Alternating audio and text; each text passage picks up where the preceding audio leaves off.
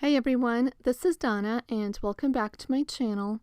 Today I'm creating a fun 3D pop-up card featuring the Hedgehog Hollow November 2020 kit. Now if you don't know about Hedgehog Hollow, this is a subscription kit through the Hedgehog Hollow, and she does offer several different options. The kits are packed full of crafty goodness that is always valued at much more than the cost. So I encourage you to check out the Hedgehog Hollow website. I will have that link down below in case you're interested. So to begin my card, I showed you the stamp set that I'm using, which is, this one's called Nativity stamp. And I did color it off screen just to save a little time. But I will have a link to my blog post down below where you can check out some up-close pictures as well as the color combinations that I used. For this card, I wanted to use all of the images from the stamp set, and I tried not to kind of cram them all together, so I thought I would just make an A7 sized card, which is 5 by 7. And that would give me a little more room on my card front to arrange my scene, as well as kind of focus on that beautiful sky that I'm ink blending. So here I have a piece of Bristol Smooth cardstock cut down to 5 by 7, and I've started ink blending my background. At first I was using my ink blending tools to add the ink, but that was just kind of taking a little too long, and so I switched to ink swiping the mini distress inks, and then I would just grab my ink blending tool and kind of evenly blend out the inks. The colors I'm using for my nighttime sky is Tumble Glass at the bottom, followed by Broken China. Then I've added Blueprint Sketch and Chip Sapphire kind of around the upper portion of the edges of the card. And then just a little bit of black soot at the upper edges. Next, I die cut a piece of Bristol Smooth cardstock using the Kinetic Straight Waves die set by Whimsy Stamps. And in order to get a larger die cut, I just cut it through normally the first time, and then just shifted my die over and die cut the rest of the way. There is a little bit where I didn't line up the die just right, but once I add my images, it's gonna be hardly noticeable. Then I took some walnut stain distress ink and swiped it at the bottom of the die cut, and then added a little bit of vintage photo at the top, and then used my ink blending tool just to kind of evenly spread the ink around and remove any harsh lines. So at this point I'm ready to start creating my card base, and I have a piece of black cardstock that is 8.5 by 11.5, and from the shorter side I trimmed that down to 7 inches, and then I've rotated my paper around and trimmed the longer side at 10 inches. So when I score this piece at 5 inches, I will have my 5 by 7 inch card base. Now this is the piece that was left over from the original cardstock, and I've trimmed it down to 7 inches so that this piece is now at 1.5 by 7 inches long. Here I'm just using my ruler to mark the piece at 3/8 of an inch, 5/8 of an inch, and 1/1/8 of an inch, and then I'm going to score those marks that I made using my scoreboard. So this is the pop-up element that I'm creating now. Now I know there are dies on the market to help you create this pop-up element, and I don't have those yet, but I think most on the market are for an A2 size card, and I really wanted a larger card, so I thought I would just try and make my own. I'll go ahead and fold over at those score marks and just kind of reinforce them with my bone folder, and then I can begin adhering these pieces together.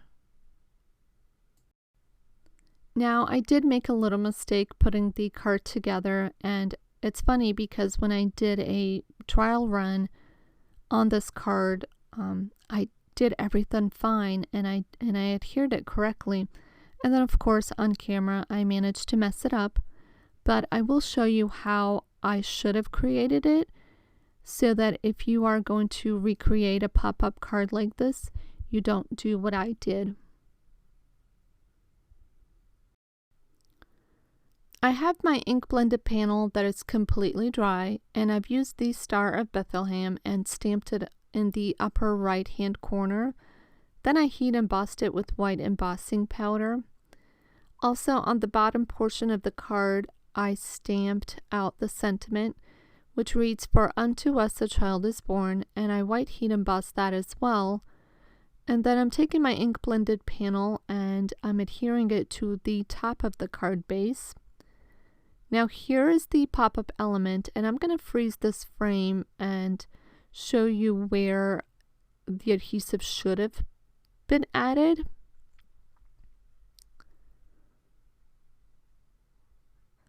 Just still testing it out, making sure that it was how it should be. Now that portion where the arrow is pointing, this is where I should have adhered my adhesive. But if you notice, I don't. I adhere it to the wrong side.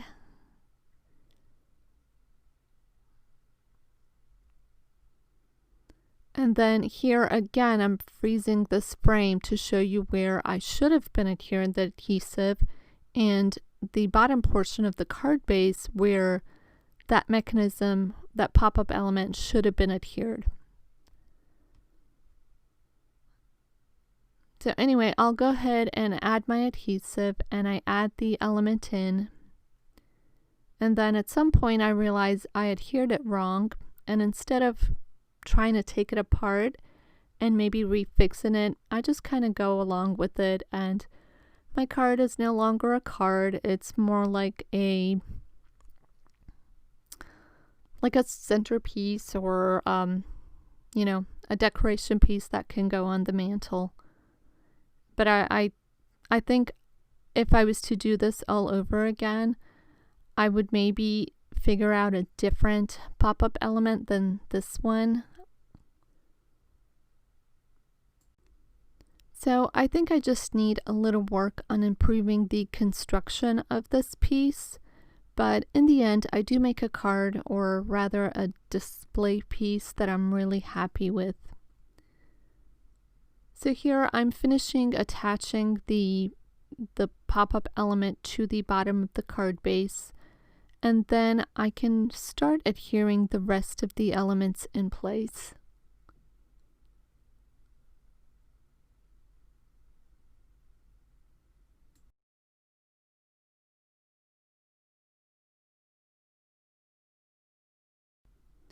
I've taken the ground piece that I've die cut and ink blended, then I've adhered it to the pop-up element, and then I can kind of start building out the rest of my scene. For that stable, I used my scissors just to cut out the center, and I'm adhering that little adorable camel like he's peeking in from behind. So once I have him placed where I want him, I'll just go ahead and trim out the rest. And then I can adhere that down flat. I did pop up some of the elements like the little donkey on foam adhesive, and I'll adhere him to the background, but he is slightly popped up just for some dimension. I do have the little sheep popped up on foam adhesive, and I've adhered the sheep to the ground, which sits out a little bit further. You can kind of see in this shot. And then I'm taking Mary and Joseph, and I've added some foam tape to the bottom of the images. Then I have a piece that I've die cut, or just a piece of cardstock that I've attached to the top, and I'm going to secure that and adhere it to the back of the scene just to make it a little more stable. So here I have Mary and that little piece of cardstock that's sticking out from her back. I just folded it over into like a U shape, and I've attached it to the background with liquid adhesive so that the background stays propped up. Now I have the rest of the elements adhered. I'm using my white gel pen and just adding some dot detail to the ground, and then I'm taking my Spectrum Noir glitter overlay pen and I'm adding glitter to several of the elements in the card. So that will complete my card. I encourage you to check out Hedgehog Hollow website linked below with all of the information regarding their subscription plan for their kits. I'm really thankful that I had this opportunity to guest design for them this month, and I hope you like the project I created, or at least inspired to create with this kit. Thank you so much for stopping by today, and I will see you another time.